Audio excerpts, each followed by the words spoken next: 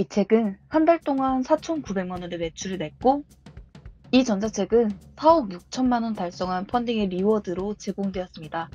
이렇게 잘 팔리는 전자책은 무엇이 다를까요?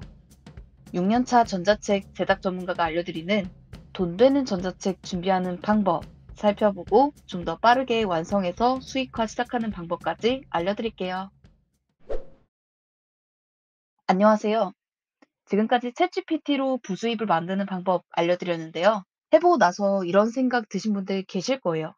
이게 과연 돈이 될까? 제가 알려드리는 방법은 상품을 쉽게 만드는 방법입니다.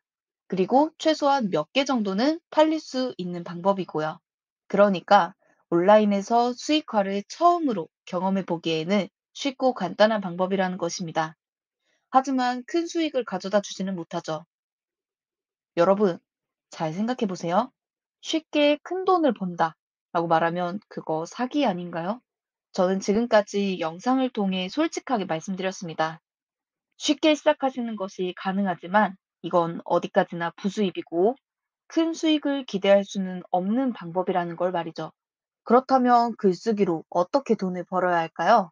오늘은 제가 만났던 고객들의 고수익 사례를 통해 앞으로 챗GPT를 활용한 책쓰기로 돈을 버신다면 무엇을 고려해야 하는지도 알려드릴게요. 노하우 풀어준다고 하자마자 마인드 이야기라니 하면서 나가실 분들은 나가셔도 좋습니다. 저는 6년 동안 전자책 전문으로 제작, 출판을 도와드렸어요. 저에게 돈을 내고 맡기시는 분들, 견적을 내드리는 분까지 포함해서 정말 많은 분들의 전자책 원고를 읽고 있습니다. 그런데 팔릴 것 같은 전자책은 원고부터 다릅니다. 그 이유가 뭘까 생각해 봤는데요. 마인드가 정말 다르더라고요.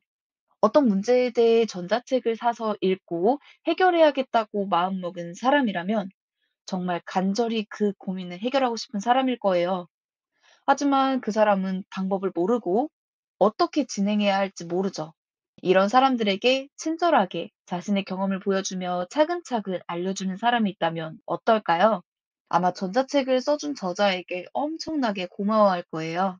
전자책을 다 읽은 독자가 만족할 정도로 노하우를 주어야 입소문이 일어나게 되고 그 독자가 나의 다른 서비스도 구매하게 되거든요. 이런 것까지 굳이 알려줘야 해? 이런 생각을 버리시고 무조건 반대로 하세요. 굳이 사소한 나의 경험, 그 상황의 멘트까지도 알려주세요. 하나하나 따라가면 완성할 수 있을 정도로 가르쳐 주세요. 제가 만났던 고수익 내는 전자책 저자들은 자신의 노하우를 꼼꼼하고 친절하게 풀어주는 분들이었어요. 그리고 그 노하우를 통해 누군가가 도움을 받았으면 하고 진심을 다해 알려주려는 마음이 원고에서 전해졌습니다. 그렇다면 이런 전자책을 어떻게 수익과 연결시킬까요? 참고로 제가 말씀드리는 책 쓰기는 종이책 출판이 아닙니다. 저는 종이책 출간도 진행하고 있지만 굳이 처음부터 종이책을 하시겠다고요? 고비용에 높은 리스크를 지는 방법이라 추천드리지 않습니다. 제가 출판 관련 개념이나 방법들은 강의로 풀어드리는데 유튜브에서 이런 거 길게 이야기하면 다들 영상 끝까지 시청 안 하시겠죠? 그러니 간단하게 핵심만 설명드려 볼게요. 우선 이것을 기억하세요. 전자책은 나의 가치를 쉽게 높여주는 도구다. 전자책은 나를 알리는 명함이다. 전자책을 쓰거나 판매하거나 배포할 때 이 사실을 기억하고 있다면 전자책을 가지고 만들 수 있는 기회는 무궁무진합니다. 왜냐고요? 전자책을 만든 다음에 돈을 받고 팔거나 무료로 뿌리는 방법이 있습니다. 어쨌든 내가 특정 주제의 문제점을 해결할 수 있는 괜찮은 노하우를 정리하고 표지를 잘 만들어서 판매하면 이 분야와 관련해 고민이 있는 사람들이 읽게 됩니다. 사실 이 독자들은 내 서비스도 이용할 수 있는 잠재 고객인 것이죠. 이런 분들을 단톡방에 모아두고 관계를 쌓으면서 내 사업 제안을 계속 던져볼 수도 있습니다. 그 중에서 사람들이 많이 반응하는 것을 서비스로 만드세요. 여기에서 제가 말씀드리는 서비스란 지식 사업의 형태인데요. 내가 경험한 것을 토대로 강연을 하실 수도 있고, 사람들이 특정 문제를 해결할 수 있는 노하우를 정리해 강의를 하실 수도 있을 겁니다. 특정인에게 상황에 맞는 맞춤형 해결책을 제시한다면 그건 컨설팅 서비스가 되겠죠. 그걸 판매한 뒤 피드백도 받아보세요. 피드백 받은 내용은 다시 서비스에 반영해 개선시킬 수가 있죠. 이 과정을 반복해 나가다 보면 자연스럽게 내 서비스의 가격도 높일 수 있고 더 많은 고객을 모으게 됩니다. 그냥 책만 덜렁 써놓는다고 사람이 모이진 않습니다. 내가 무언가 가치 있는 것을 줄 수 있어야 사람들이 모이고 돈을 내겠죠? 쉽게 얻어지는 것은 없습니다. 하지만 요즘은 사람들이 원하는 것만 잘 캐치하고 적절한 제한을 통해 서비스를 판매할 수 있다면 남들이 어렵다 말하는 불황 속에서도 자신의 능력과 커리어로 돈을 버는 승자가 됩니다. 그러니 꼭 시도해 보셨으면 좋겠어요. 지금 회사에 다니고 있어서 이런 일은 벌이기 어렵다고요? 생각해 보세요. 내가 늙고 기량이 떨어져도 회사가 계속 날 써줄까요? 언제까지고 안정적인 상황이 이어질 순 없어요. 가족들 케어 때문에 힘들다고 느껴지세요? 천천히 가도 됩니다. 그냥 하루에 조금씩 꾸준히만 시간을 투자하세요. 저 또한 전자책 제작을 조금씩 해오던 것이 6년이 쌓였고 전문가 소리 들으며 일을 계속 받고 강의하러 다닐 수준이 된 것이니까요.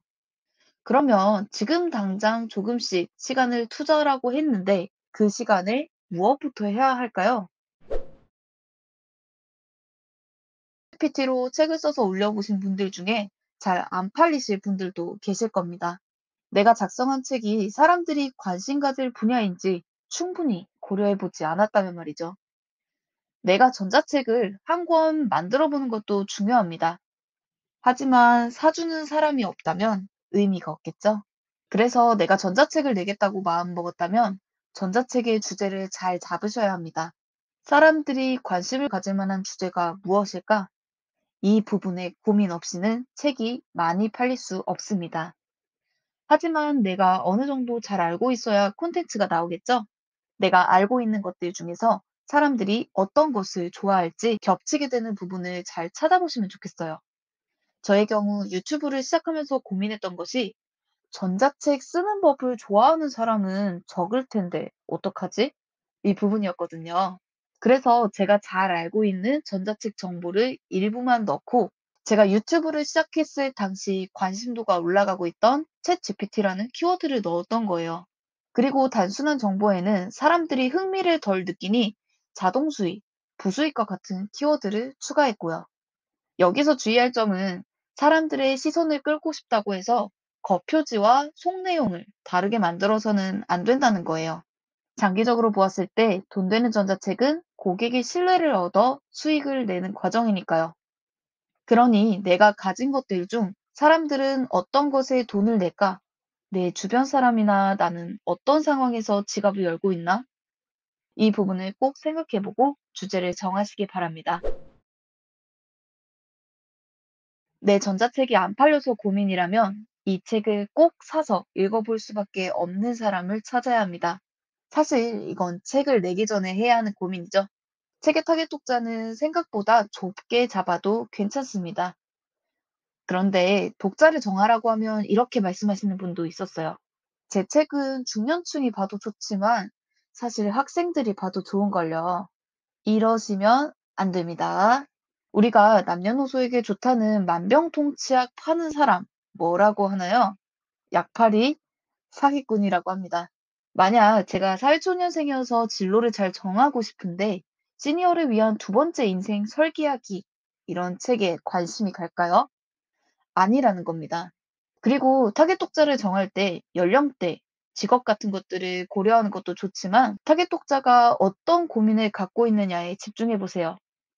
제가 알려드리는 전자책을 예시로 들어볼게요. 전자책을 쓰고 싶어 하는 분들의 이유는 정말 다양합니다. 자신의 커리어나 퍼스널 브랜딩을 위해 책을 내는 분도 있고, 부수입을 목적으로 전자책을 만드는 분도 있으니까요. 그렇다면 전자책과 관련된 노하우를 작성하더라도 방향성이 달라져야 합니다. 예시를 하나 더 들어볼게요. 주부를 타깃으로 잡는다고 해볼게요. 그렇다면 주부들은 다 같은 주부가 아닙니다.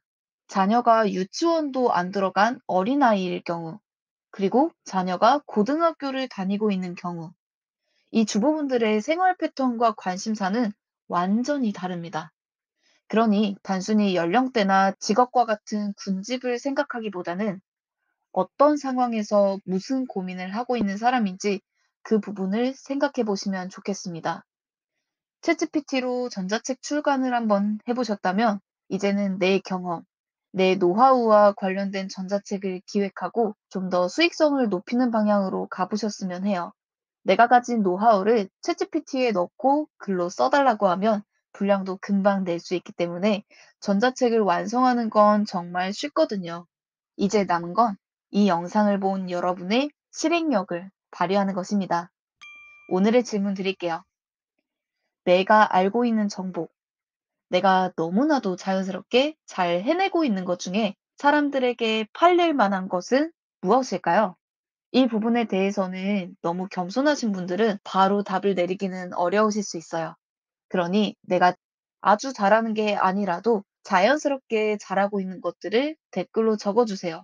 누군가 그 댓글을 보고 친절하게 그런 능력 너무 부러워요. 라고 댓글로 남겨주실 수도 있을 거고, 제가 또 답글로 나름 의견을 드릴 수도 있겠죠.